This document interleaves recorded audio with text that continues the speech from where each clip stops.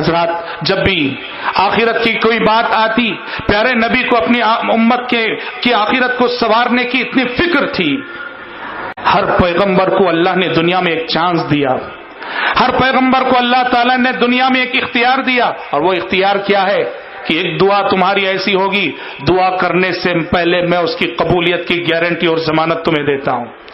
ہر پیغمبر کو اللہ تعالیٰ نے کہا تمہاری ایک دعا ایسی ہے، دعا کرنے سے پہلے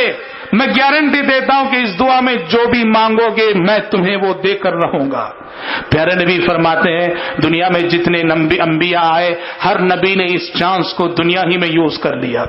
ہر نبی نے اس چانس کو دنیا ہی میں یوز کر لیا، استعمال کر لیا۔ آپ فرماتے ہیں وَإِنِّ اخْتَبَأْتُ دَعْوَتِي شَفَاعَةً لِأُمَّتِي يَوْمَ الْقِيَامَةِ، مگر میں نے یہ چانس